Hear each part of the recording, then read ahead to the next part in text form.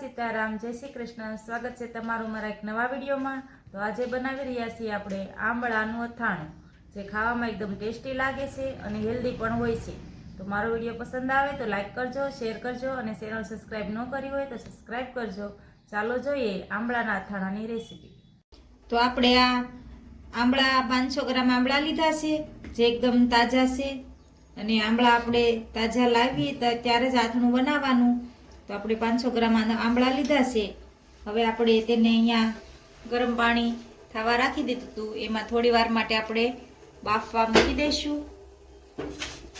આંબળાનું આથણું બાફ્યા વગર પણ કરી શકાય, પણ આપણે બાફીને બનાવીશું।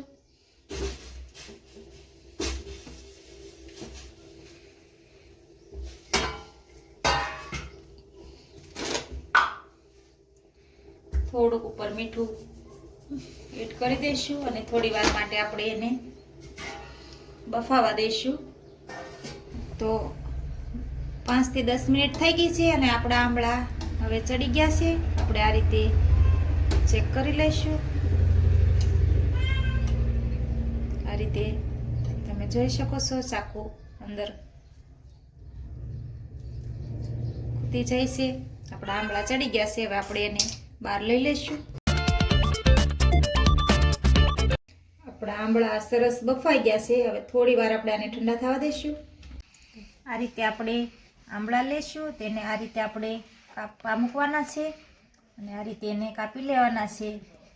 આ રીતે એકદમ આસાનીથી જો કપાઈ જાય છે, એકદમ આસાનીથી સરસ આપણા આંબળા બફાઈ ગયા છે એટલે કપાઈ જાય છે આસાનીથી। આ રીતે આપણે કાપી લેવાના છે। જે આ આંબળામાં આ રીતના લીટા આપ્યા હોય એ ધારે ધાર જ આપણે ચાકુથી કાપવાના છે। આ રીતે આપણે કાપી લઈશું ને આ રીતે જે આપણે આંબળામાં બી હોય તેને આપણે કાઢી લેવાનું છે। આ જ રીતે આપણે બધા જ આંબળા કાપી લઈશું પહેલા।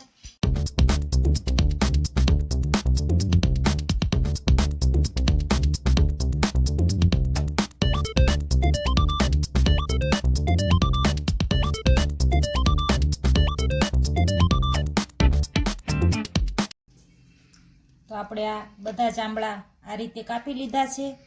હવે આપણે આનું અથાણું બનાવીશું। તો આપણું તેલ ગરમ થઈ ગયું છે, એમાં આપણે અડધી ચમચી હિંગ એડ કરીશું,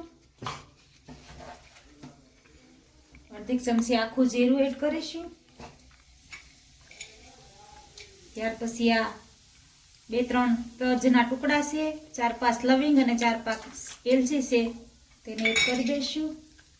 આ રીતે આપણે હલાવી લઈશું।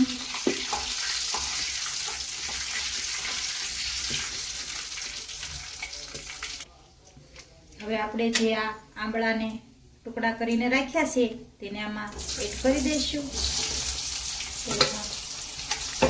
આ રીતે આપણે આને હલાવી લઈશું।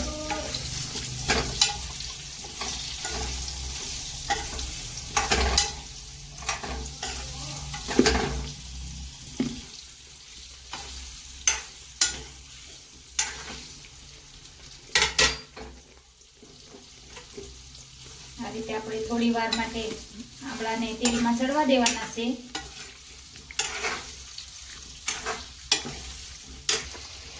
આ રીતે આપણે હલાવી લઈશું।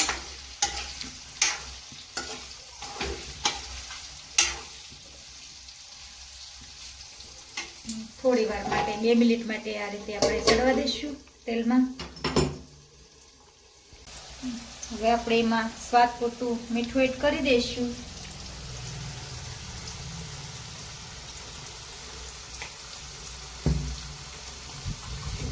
અડધી ચમચી હળદર એડ કરીશું।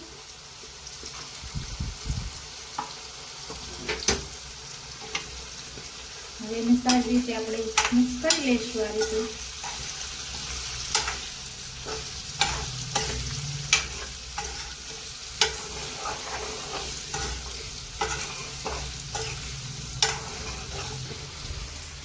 હવે આપણે આ 500 ગ્રામ આંબળા લીધા હતા એટલે આપણે આ 300 ગ્રામ ગોળ લીધો છે અને એ ગોળને આપણે આમાં એડ કરી દઈશું। હવે ગોળનો તમારે ખાંગડાવાળો ગોળ હોય તો એને ટુકડા કરી લેવા.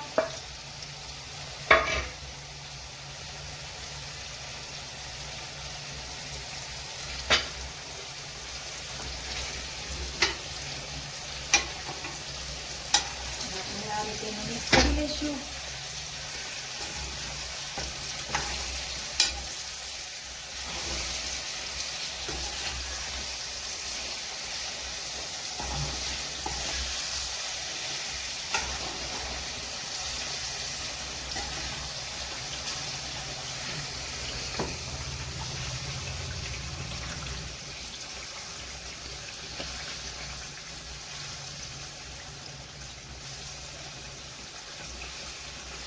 આ રીતે આપણે ગોળને ઉગાળી લેવાનો છે.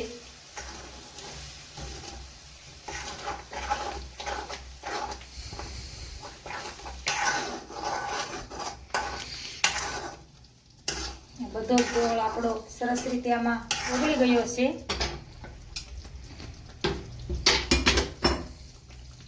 હવે આપણે જે આમ મસાલો આવે છે અથાણાનો તેને આમાં એડ કરી દઈશું. આપણે 2 થી 3 ચમચી મસાલો લીધો છે. આપણે મોટી ચમચી 2 થી 3 ચમચી મસાલો લીધો છે. આ રીતે આપણે મિક્સ કરી લેવાનો છે.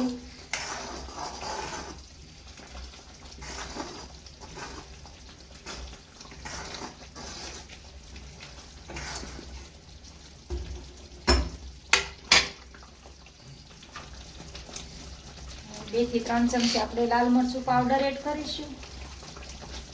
લાલ મરચું જે કાશ્મીરી મરચું આવે છે તે એડ કરીશું. સારી રીતે મિક્સ કરી લઈશું.